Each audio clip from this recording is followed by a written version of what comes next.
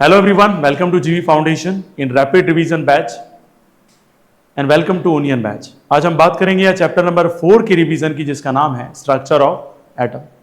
तो कुछ टॉपिक हम आज देखेंगे और समझेंगे रैपिड रिवीजन में कि हमने क्या पहले मेन बीच में स्ट्रक्चर ऑफ एटम पढ़ा था और क्या क्या चीज़ें हमारी जो है जिसको हम एक बार रैपिड रिवीजन में रिवाइज कर लेते हैं। चलिए शुरू करते हैं बिना टाइम वेस्ट किए, तो देखते रहना फटाफट।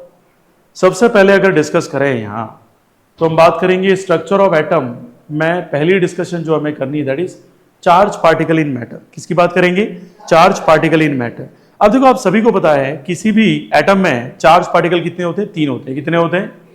ठीक है, वैसे तो 2 ही कहते हैं क्योंकि एक जो न्यूट्रॉन होता है वो कैसा होता है? न्यूट्रल होता है। कैसा होता है? न्यूट्रॉन के ऊपर कोई भी चार्ज नहीं होता है ना। मेरे साथ रिपीट भी करते रहोगे, आपको अच्छे से याद हो जाएगा।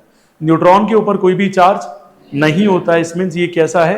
न्यूट्रल है। कैसा है बेटा? न्यूट्रल है। उसके अलावा अगर हम डिस्कस करें 2 ऐसे पार्टिकल है जिसके ऊपर चार्ज होते हैं, जो आपको पता है। पहला कौन है? प्रोटॉन। कौन है डियर स्टूडेंट? प्रोटॉन। और दूसरा हमारा कौन है? इलेक्ट्रॉन। Very good. और प्रोटॉन के ऊपर कैसा चार्ज होता है?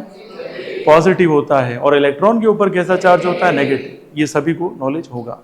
ठीक है, अब बात करते हैं यहां कि चार्ज पार्टिकल में अगर बात करें तो वो फेनोमेना जिसमें हम बात किसकी करते हैं? Static electricity. सर ये स्टैटिक इलेक्ट्रिसिटी क्या है? इलेक्ट्रिसिटी की वो कंडीशन जब चार्ज कौन सी कंडीशन में हो? रेस्ट पे। कैसी कंडीशन पे हो? रेस्ट पे। ठीक है। And conduction of electricity through some substances hints at the presence of charge particle in matter. और अगर कंडक्शन ऑफ इलेक्ट्रिसिटी की बात करें, इसका मतलब ये हुआ कि यहां पे जो इलेक्ट्रॉन है वो किसमें है? मोशन। किसमें है? आ गया समझ में? जैसे आप बोलोगे सर स्टैटिक इलेक्ट्रिसिटी का कोई एग्जांपल दे सकते हो क्या? सर हाँ, दे सकता हूं। जैसे आपने क्या किया, एक स्केल को रब किया, पीस ऑफ पेपर क्या हो गए? अट्रैक्ट हो गए। तो वो कौन सी इलेक्ट्रिसिटी है? स्टैटिक है। सर कैसे? वो परमानेंट नहीं है, टेम्पररी है। कैसी है? टेम्पररी। कुछ देर बाद अपने आप पीस ऑफ पेपर क्या हो जाएंगे? डिटैच हो जाएंगे। क्या हो जाएंगे? डिटैच। ये क्लियर हो गया सभी को?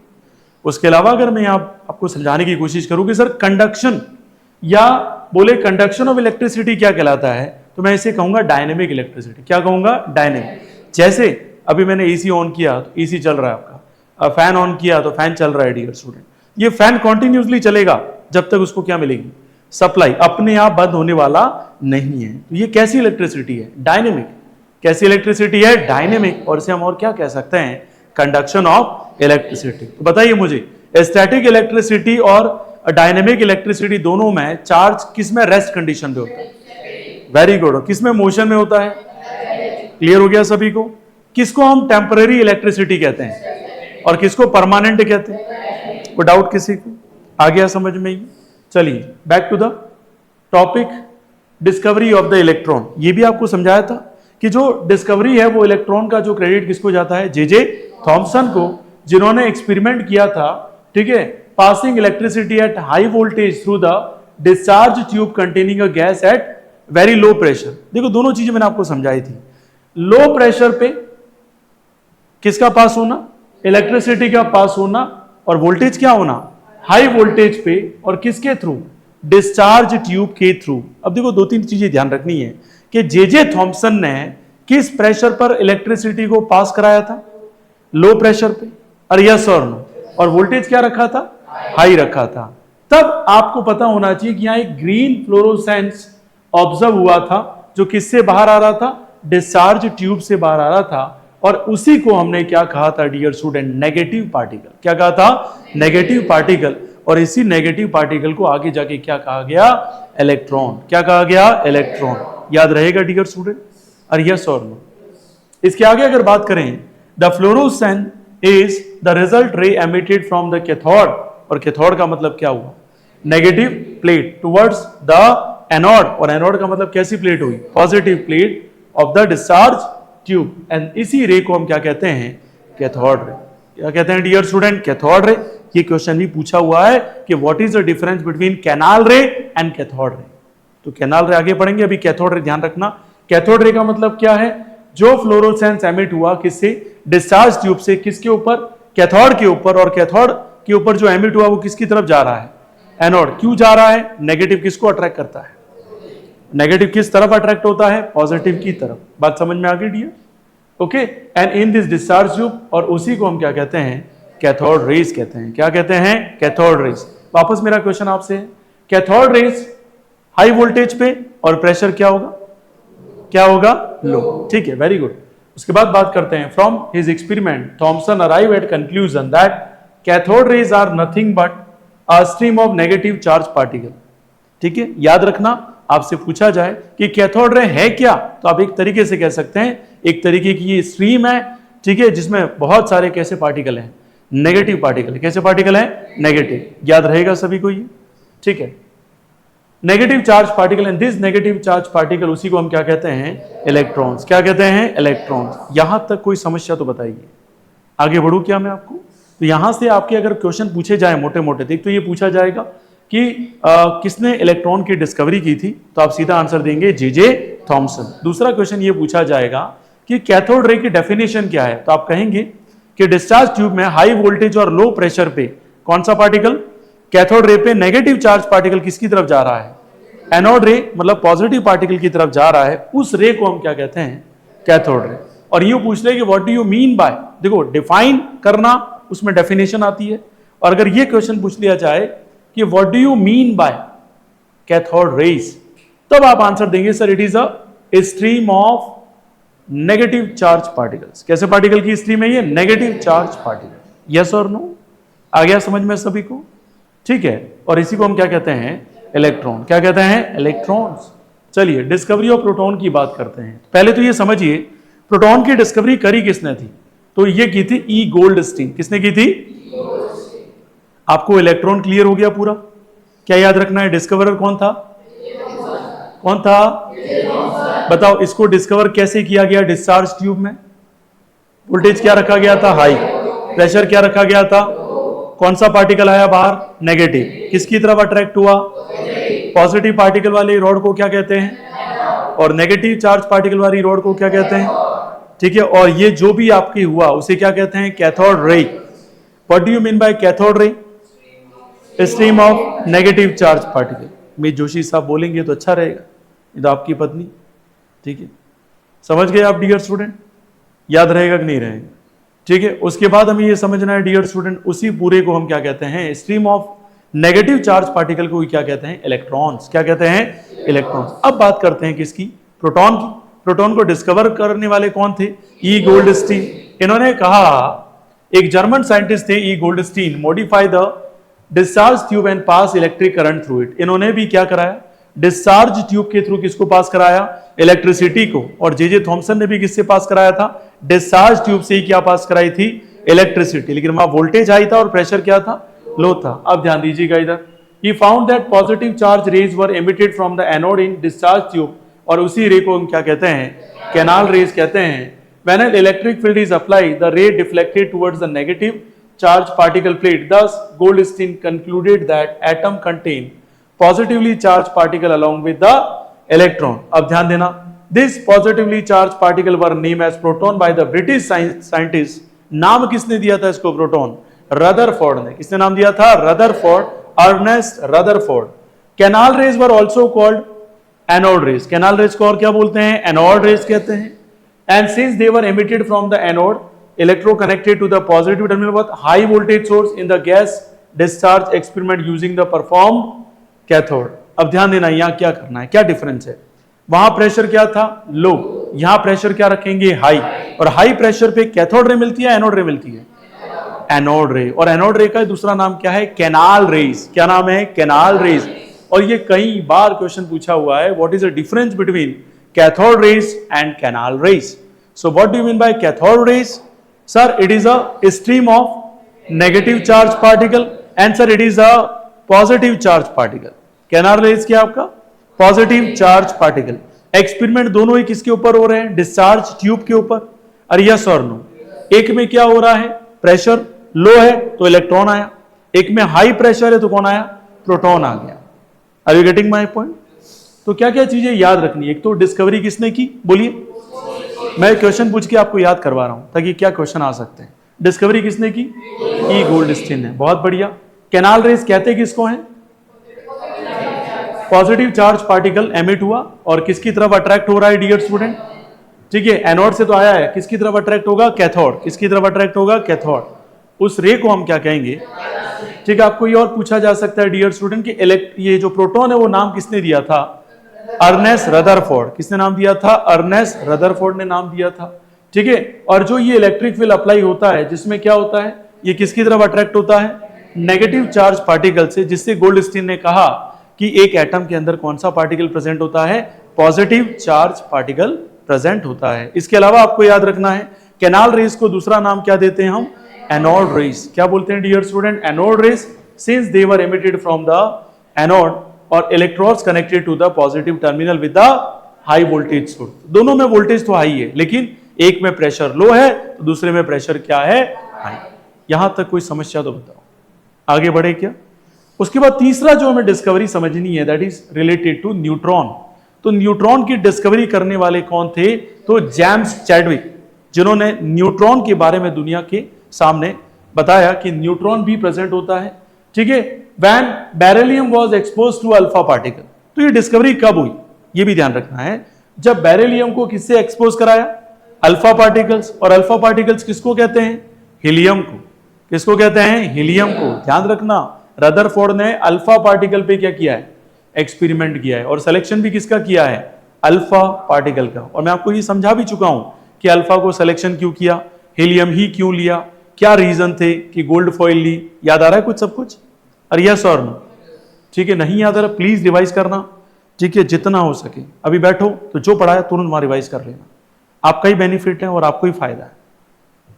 This particle had about the same mass as proton and carried no electrical charges. इसका मतलब क्या हुआ? इस पार्टिकल के ऊपर क्या होता है डियर स्टूडेंट? मास तो कैसा होता है? प्रोटॉन जितना। कितना? प्रोटॉन। मतलब जितना मास प्रोटॉन का होगा उतना ही मास किसका होगा? न्यूट्रॉन। किसका होगा? न्यूट्रॉन। क्या चार्ज इसके ऊपर क्या होंगे? जीरो चार्ज होंगे इसके ऊपर। कितने चार्ज होंगे? तो आपसे अगर सीधा क्वेश्चन पूछा जाए कि चार्ज लेस पार्टिकल कौन है एटम में, जिसकी डिस्कवरी किसने की थी? James Chadwick. ठीक है, याद रहेगा सभी को? श्योर? ओके। एक्सपेरिमेंट कैसे किया था उन्होंने? बेरिलियम को किसके थ्रू एक्सपोज किया? Alpha particle. तभी पता पड़ा कि न्यूट्रॉन भी प्रेजेंट होता है। यस और नो? इसके अलावा they were present in the nucleus along with the proton. कहां प्रेजेंट होते हैं ये? न्यूक्लियस में। किसके साथ होते हैं ये? प्रोटॉन के साथ। किसके साथ होते हैं? प्रोटॉन के साथ। इसके आगे देखिए, neutrons are present in the nucleus of all atom except hydrogen. जितने भी दुनिया में एलिमेंट है उन सब में कौन प्रेजेंट है? न्यूट्रॉन प्रेजेंट है। किसको छोड़ करके? हाइड्रोजन को छोड़ करके। तो एक क्वेश्चन और भी बन गया कि ऐसा कौन सा एलिमेंट है जिसमें न्यूट्रॉन है ही नहीं? ठीक है, as proton and neutron are both present in the nucleus, they are together known as nucleons. अब एक और क्वेश्चन बन गया कि what do you mean by nucleons? The presence of combined form of proton and neutron, this is called nucleons. Clear हो गया? यहां से किस टाइप के क्वेश्चन है सर? पहला क्वेश्चन तो ये बनेगा कि न्यूट्रॉन की डिस्कवरी किसने की थी। दूसरा क्वेश्चन ये बनेगा आपको कि इसके ऊपर चार्ज कितना होता है। तीसरा क्वेश्चन बनेगा इसका मास किसके बराबर होता है? प्रोटॉन के बराबर। किसके बराबर होता है? प्रोटॉन। फिर नेक्स्ट क्वेश्चन आपका बनेगा कि ये कहां पे फाउंड होता है एटम में? किसके साथ? किसके साथ? प्रोटॉन के साथ। बहुत बढ़िया। इसके अलावा एक और क्वेश्चन पूछा जाएगा, ऐसा कौन सा एलिमेंट है जिसमें न्यूट्रॉन होते ही नहीं है? And the last question, what do you mean bye nucleon? तो क्या बोलेंगे? प्रोटॉन और न्यूट्रॉन दोनों का कॉम्बिनेशन प्रेजेंट होता है किसमें? न्यूक्लियस में। उसी को हम क्या कहते हैं? न्यूक्लियॉन्स। कितने बच्चों को समझ में आ गया ये रिवीजन मोड? पक्का? आगे बढ़ूं मैं? ठीक है, नेक्स्ट देखिएगा। अब बात करते हैं यहां प्रॉपर्टीज ऑफ इलेक्ट्रॉन, प्रोटॉन और न्यूट्रॉन। क्या याद रखना है इसमें सर? तो मैं जितना कि उतना ही याद रखना, पूरा डिटेल याद नहीं रहे चलेगा क्योंकि 11th 12th में वापस आएगा। पहला है सिंबल क्या होता है इलेक्ट्रॉन का? ई नेगेटिव। क्या होता है? ई नेगेटिव। प्रोटॉन का होता है पी पॉजिटिव भी होता है और ई पॉजिटिव भी होता है, दोनों होते हैं, ध्यान रखना। और न्यूट्रॉन का सिंबल क्या होता है? स्मॉल है। याद रखना लोकेशन कहां होती है हमेशा इलेक्ट्रॉन की? बोलेंगे, सब रिपीट करेंगे, आउटसाइड द न्यूक्लियस। और प्रोटॉन की कहां पे होती है? Inside the nucleus. ठीक है, और न्यूट्रॉन की कहां होती है? Inside the nucleus. चार्ज कितना होता है इसका? इसके ऊपर चार्ज कितना है? और इसके ऊपर, तो इनमें चार्ज लेस पार्टिकल कौन है तीनों में? याद रहेगा। और देखो क्वेश्चन घुमाने वाला कैसे भी घुमा सकता है। अच्छा क्वेश्चन बनाने वाला ये बोलेगा name the discoverer of charge less particle. Very good, क्या आंसर आ जाएगा? James Chadwick. ठीक है, इसके आगे देखेंगे रिलेटिव मास याद रहे तो ठीक है, नहीं तो कोई दिक्कत वाली बात नहीं है। एक्चुअल मास और एब्सोल्यूट मास, ठीक है, ये याद रहे तो ठीक है, लेकिन ये जरूर याद नहीं रहे चलेगा, ये वाला याद रहना चाहिए। एक्चुअल मास याद रहना चाहिए कि इलेक्ट्रॉन का एक्चुअल मास कितना होता है? 9.1 इंटू 10⁻³ किलोग्राम। कैसे याद रखेंगे? 9 के बाद 1 आ रहा है और पावर में भी एंड में क्या आ रहा है? 1 आ रहा है। कैसे याद रखेंगे? 9.1 इंटू 10⁻31। फिर देखो ये दोनों मास सेम है। क्यों सेम है? अभी पढ़ाया था आपको मैंने कि जो न्यूट्रॉन होता है उसके पास किसका मास होता है? प्रोटॉन के बराबर। तो यहां कितना है? 1.67 इंटू 10⁻27। 7 पे एंड होगा, ऊपर भी क्या आ जाएगा? 7 पे एंड होगा, ताकि आपको याद हो जाए, इसलिए एडजस्टमेंट करते हैं। इधर भी आ जाएगा 1.67 इंटू 10⁻27, और सारे के सारे किसमें है? किलोग्राम। किसमें डियर स्टूडेंट? किलोग्राम। और उसके अलावा उधर जो देख रहे हैं वो सारे के सारे किसमें? ग्राम में है। तो हमें तो किसमें याद रखना है? किलोग्राम में। तो क्या याद रखना है? एक तो एक्चुअल मास जरूर याद रखें, रिलेटिव चार्ज जरूर याद रखें, और लोकेशन कहां है इनकी वो भी आपको दिमाग में सेट होना चाहिए। Now let's try to understand the structure of an atom.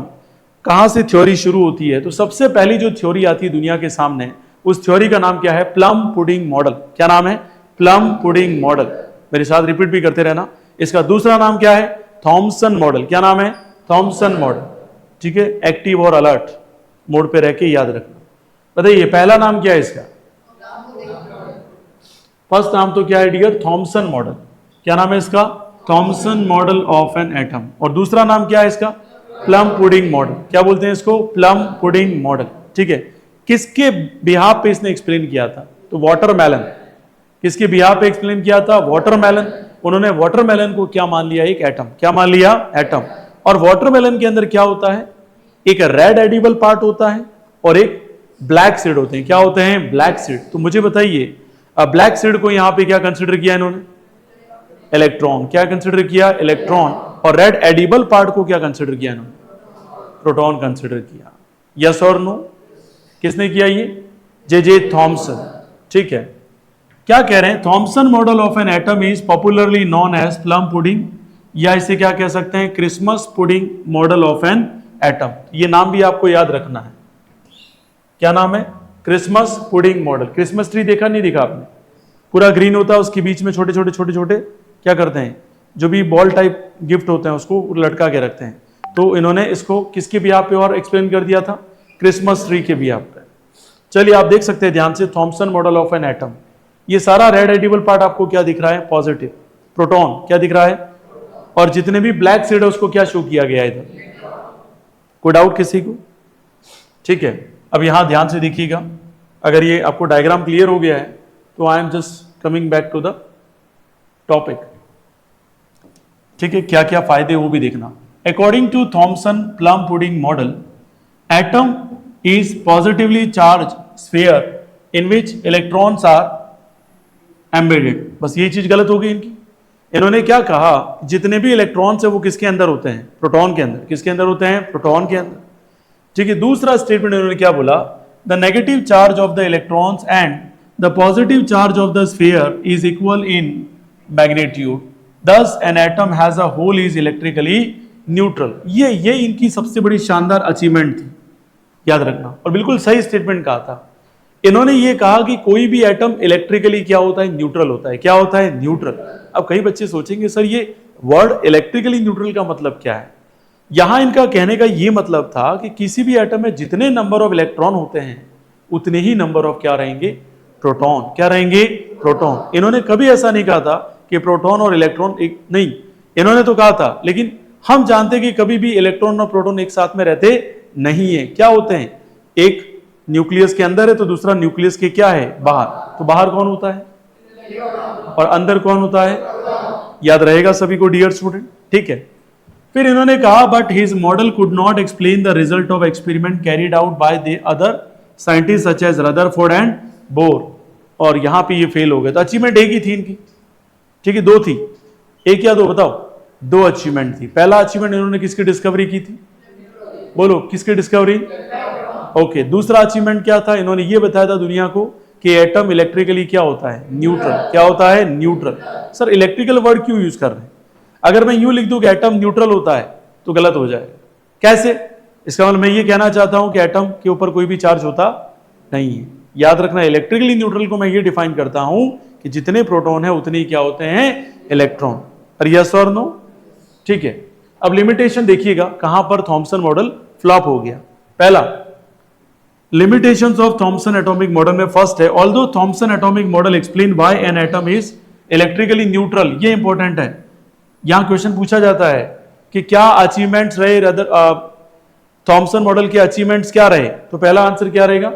Electrically neutral. But it did not explain the distribution of electrons in the atom. किसको एक्सप्लेन नहीं कर पाई? ये इलेक्ट्रॉन का जो डिस्ट्रीब्यूशन है वो एटम के अंदर कहां पे होता है वो एक्सप्लेन नहीं कर पाए। ठीक है। दूसरा, if we accept the electron are embedded in the positive charge, तो याद रखना अपोजिट में कौन है? इलेक्ट्रिकल चार्ज एक दूसरे को क्या कर देंगे? कैंसिल कर देंगे, जिसकी वजह से जो चार्ज स्पेयर है वो क्या हो जाएगा? अनचार्ज हो जाएगा, मतलब एटम एग्जिस्ट नहीं करेगा। फिर Thompson model could not explain why different element have a different chemical properties, और ये भी एक्सप्लेन नहीं कर पाए कि अलग अलग जो एलिमेंट होते हैं उनकी केमिकल प्रॉपर्टीज अलग अलग कैसे है। कौन एक्सप्लेन नहीं कर पाए? थॉमसन एक्सप्लेन नहीं कर पाए। यहां तक कोई समस्या तो बताओ। फिर आता है हमारा most important, Rutherford model of an atom. तो याद रखना, अर्नेस्ट रदरफोर्ड साइंटिस्ट थे न्यूजीलैंड के। ठीक है, इन्होंने थॉमसन एटॉमिक मॉडल को दुनिया के सामने गलत साबित कर दिया। ठीक है, ये बात ध्यान से समझना। ये किसके स्टूडेंट थे? जे थॉमसन के स्टूडेंट थे। कौन? रदरफोर्ड। ठीक है, फिर इनके स्टूडेंट आएंगे गीगर और मार्सडन, जो इनको हेल्प करेंगे। ठीक है, इनके जो एक्सपेरिमेंट था उसको क्या बोलते हैं? Alpha particle scattering method. क्या कहते हैं इसको? और या तो या क्या बोल सकते हैं इसको? Gold foil experiment. दोनों सेम है, सही है। अगर आप कोई बोले कि गोल्ड फॉइल एक्सपेरिमेंट किसने परफॉर्म किया था, क्या आंसर होगा? क्या आंसर होगा? Okay. Alpha particle scattering method किसने किया था? किसने किया था? रदरफोर्ड। ठीक है, सबके आवाज आनी चाहिए, that's very important. Rutherford's scattering experiment. सबसे पहले देखिए, Rutherford selected a gold foil as he wanted a very thin layer. ठीक है, तो पहले नोट्स में क्या आया? आंसर मिल गया आपको कि why he selected the gold foil. कैसी लेयर चाहिए थी उसको? Very thin layer. और किसकी बन सकती है ये? गोल्ड की। ठीक है। दूसरा, the gold foil use by Rutherford was 0.004 millimetre in thickness, that's the foil was about 1000 atoms thick. देखिए, गोल्ड फॉइल को सेलेक्ट क्यों किया? क्योंकि उसको पता था कि सबसे थिनेस्ट लेयर किसकी बन सकती है? गोल्ड की। और उन्होंने कितनी थिनेस्ट लेयर यूज की? 1000 टाइम्स थिनर थी वो किसी भी एलिमेंट से। कितना टाइम?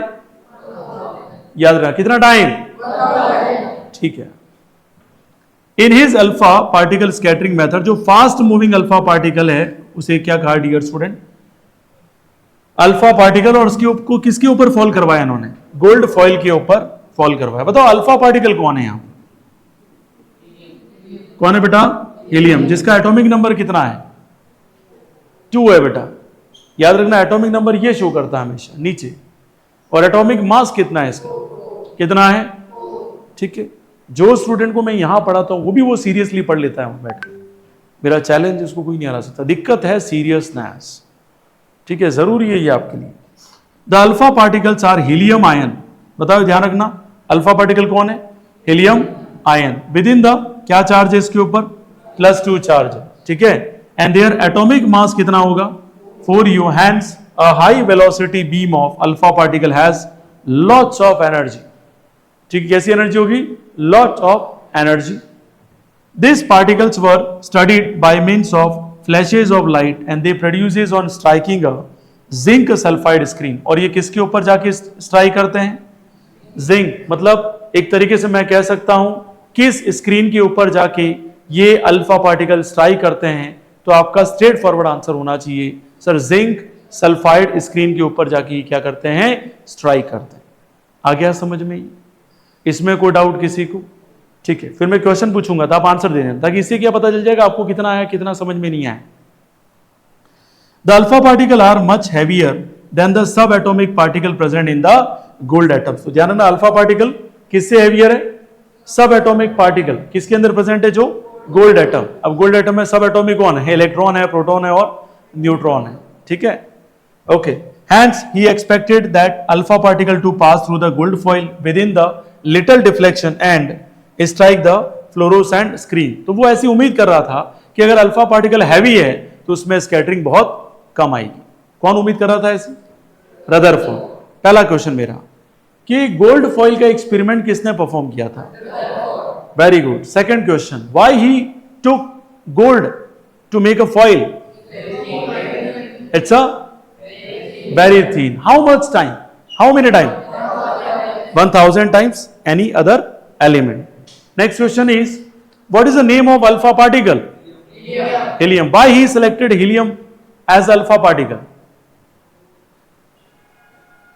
ये पहले समझाया था मैंने। क्या होता है? बहुत ज्यादा हल्का होता है। क्या बोल सकते हैं? Light in weight. क्या बोल सकते हैं? Light in weight. लेकिन सवाल ये भी आया फिर कि why he could not selected what? Hydrogen, because hydrogen is, क्या बात है हीत, क्या बात है। ठीक है, देखो अभी हीत के 10 दिन बाद में लगभग शादी है नहीं घर पे, फिर भी वो पढ़ रहा है, तो भाई उसे कहते हैं कॉन्सेंट्रेशन। ठीक है, ध्यान रखना, हीलियम पार्टिकल को सेलेक्ट करने का रीजन था कि वो हीलियम जो गैस है एक तरीके से तो पहले तो नोबल है, वो कैसी गैस है? नोबल, किसी से रिएक्शन करती नहीं है। दूसरा फैक्टर ये था कि हीलियम लाइटेस्ट गैस है डियर स्टूडेंट। किसमें? वेट में। तो सर हाइड्रोजन तो सबसे लाइटेस्ट है वर्ल्ड में, उसको सेलेक्ट क्यों नहीं किया? इसलिए नहीं सेलेक्ट किया क्योंकि हाइड्रोजन अपने आप में कैसी है? एक्सप्लोसिव है। अगर वो ऑक्सीजन के साथ कांटेक्ट में आ गई तो क्या हो जाएगा? ब्लास्ट कर देगी dear student. Are you getting my point? ठीक है, इसके आगे एक और क्वेश्चन आपके सामने। ये जितने भी अल्फा पार्टिकल थे जिस लेयर से जाके टकराते थे उस लेयर का क्या नाम था, या किससे बनी थी वो लेयर? Zinc sulphide. किससे बनी थी? Zinc sulphide. कुछ बच्चे मैं ऑब्जर्व कर रहा हूं जो बोलते ही नहीं है, उन्हें ऐसा लगता है वो कलेक्टर हैं, पता नहीं कब चपरासी बन जाएंगे। बेटर है कि आप पार्टिसिपेट करें क्लास में, तो लेने के देने पड़ जाएंगे आपके। ठीक है, कोई टीचर इतनी मेहनत आपके पीछे करेगा तो वो गिने चुने ही रहते हैं dear. Alpha particle much heavier. किससे हैवी होते हैं अल्फा पार्टिकल? यहां पूरे एक्सपेरिमेंट में गोल्ड फॉइल के अंदर प्रेजेंट कौन से पार्टिकल? सब एटॉमिक पार्टिकल। कौन से पार्टिकल है? सब एटॉमिक पार्टिकल। ठीक है, अब देखिएगा, hence he expected the alpha particle to pass through the gold foil with a little deflection, और ऐसा होता नहीं है। देखिएगा ध्यान से, ये अल्फा पार्टिकल दिख रहा है आपको? और यस और यहां से क्या आ रहे हैं? ये अल्फा पार्टिकल, और किसके ऊपर स्ट्राइक करने वाले हैं? ये मेटल फॉइल। और मेटल फॉइल किसकी बनी हुई है? गोल्ड की बनी हुई है। और फ्लोरोसेंट ये क्या आपकी स्क्रीन है, और ये स्क्रीन किसकी बनी हुई है? Zinc sulphide. किसकी बनी हुई है? Zinc sulphide. और ये कौन सा पार्टिकल है? अनडिफ्लेक्टेड अल्फा पार्टिकल, स्ट्रेट पास होने वाला। ठीक है, so but the observation he made were quite unexpected. जो उसने सोचा नहीं था वैसे ऑब्जर्वेशन आ गए। और क्या क्या ऑब्जर्वेशन आया और क्या डिस्कवरी हुई उसको देख लीजिएगा यहां पे और समझ लीजिएगा अच्छे से। Explanation of the result of Rutherford gold foil. पहला देखिएगा, एक ऐसा पार्टिकल था जो बाउंस बैक आ गया, मतलब न्यूक्लियस से अंदर नहीं जाके सीधा सीधा वापस आ गया। और कुछ ऐसे थे जो न्यूक्लियस के पास में गए और डिफ्लेक्शन कैसा रहा उसमें? स्मॉल। कैसे रहा? स्मॉल। और मैक्सिमम ऐसे थे जो थ्रू पास हो गए, सीधा सीधा निकल गए। और a beam of alpha particle में most of alpha particle pass straight चले गए, और लार्ज डिफ्लेक्शन आया जो बिल्कुल किसके पास में आ गए? न्यूक्लियस के पास में आ गए। ठीक है, और कुछ थे जिनमें बहुत ज्यादा स्कैटरिंग हो गई। कहां पे स्कैटरिंग हो गई? जहां कहां पास में, देखो डायग्राम से देखो, किसके पास है? ये न्यूक्लियस के पास। किसके पास है? ये देखो, ये न्यूक्लियस है, atoms of the gold foil. Sir ऐसा क्यों हुआ? Can you explain sir? तो याद रखिए, न्यूक्लियस में कौन सा पार्टिकल बैठा है? प्रोटॉन। कौन बैठा है? प्रोटॉन। और अल्फा पार्टिकल को हम कौन सी फॉर्म में प्रोजेक्ट कर रहे हैं? आयंस की फॉर्म। कितना चार्ज लेके भेज रहे हैं? +2, मतलब प्रोटॉन है उसके पास। और यस और नो, अंदर भी प्रोटॉन है और उसके पास में आएगा तो प्रोटॉन और प्रोटॉन के बीच में रिपल्जन होगा या अट्रैक्शन होगा? तुरंत लात मार देगा वो। समझ में आया कि नहीं आया? क्लियर हो गया सभी को डियर स्टूडेंट? ठीक है, तो इसलिए ये हो रहा है। और ज्यादा पास में आएगा तो स्कैटरिंग बहुत ज्यादा हो जाएगी। एक ऐसा तो ये जो निकल रहे हैं, ये मैक्सिमम जो पार्टिकल्स स्ट्रेट पास हो रहे हैं, वो क्या कह रहा है? वो कह रहा है कि भाई एटम में क्या होता है? एम्प्टी स्पेस होता है। क्या होता है? Empty space. ठीक है, इसकी वजह से सारे के सारे पार्टिकल क्या हो रहे हैं? मैक्सिमम पास हो रहे हैं, वापस नहीं आ रहे हैं। उससे क्या प्रूफ हुआ? एम्प्टी स्पेस होता है। और जो एक पार्टिकल वापस आ गया स्ट्रेट पाथ में, वो भी स्कैटरिंग करके नहीं आया, स्ट्रेट पाथ में, इससे रदरफोर्ड को यह पता चला कि यार न्यूक्लियस में ही बैठा है कौन, प्रोटॉन। कौन बैठा है, प्रोटॉन। तो न्यूक्लियस की डिस्कवरी किसने की, रदरफोर्ड। न्यूट्रॉन की डिस्कवरी किसने की, जेम्स चैडविक। इलेक्ट्रॉन की डिस्कवरी किसने की, ई गोल्डस्टीन ने, कि जे थॉमसन ने, ध्यान रखना जे थॉमसन ने। और प्रोटॉन की डिस्कवरी किसने की, ई गोल्डस्टीन ने। बात समझ में आ गई सभी को, कोई डाउट किसी को उसमें? ठीक है, तो इसके रिजल्ट देख लीजिएगा, उसके बाद बाकी के टॉपिक कल रिवाइज करेंगे। Rutherford postulate that atom must contain a large empty space. तो आपसे सीधा सवाल पूछ सकता है कि एम्प्टी स्पेस है वो कैसे पता पड़ा रदरफोर्ड को? तो आपको कहना है कि मैक्सिमम जो पार्टिकल थे वो स्पेस के थ्रू सीधे के सीधे क्या हो गए, पास हो गए डियर स्टूडेंट। ठीक है, most of the alpha particle pass through without any deflection. Some alpha particle deflect हो गए, foil through small angle, while some were deflected through very large angle. कुछ का स्मॉल एंगल में डिफ्लेक्ट हुए, कुछ large angle से deflect हो गए। तो रदरफोर्ड ने कहा कि जो पॉजिटिवली चार्ज पार्टिकल एटम है वो कहां पर कॉन्सेंट्रेट हो रहा है, सेंटर पे हो रहा है, लेकिन बहुत कम स्पेस में। बहुत कम स्पेस में मतलब कौन सा है वो, न्यूक्लियस। कौन है, आउट ऑफ, देखो 1 आउट ऑफ 12,000, एक पार्टिकल था 12,000 में से जो डिफ्लेक्ट हुआ इस 180 डिग्री से, मतलब सीधा गया सीधा वापस आया। और यह सबसे बड़ा अचंभा था किसके लिए, रदरफोर्ड के लिए। रदरफोर्ड ने ऐसी उम्मीद नहीं की थी इसकी। तो full rebound Rutherford came to the conclusion that all the positive charge of the atom, किसी भी एटम का पॉजिटिव चार्ज जो होता है 99.99% कहां पर कॉन्सेंट्रेट होता है, सेंटर पे। और उसी सेंटर का नाम क्या रखा गया, न्यूक्लियस। क्या रखा गया, nucleus. And most of the mass of the atom is concentrated in very small volume with in the atom. Rutherford named this small space inside the atom as nucleus of the atom. ठीक है, और atomic nucleus. On the basis of this observation, Rutherford ने calculate किया, किसको calculate किया, atomic radius को calculate किया। किसने किया, रदरफोर्ड ने। और बोला कितना होता है, 10 to the power 5 times smaller होती है, किससे, जो एरिया किसका है, एक एटम का है। समझ में आई बात? The radius of the atom कितनी होगी, 10 की पावर -8 सेंटीमीटर। और अगर मीटर में करो तो कितना आएगा, 10 की पावर -10। कितना आएगा, 10 की power -10। Please keep in your brain.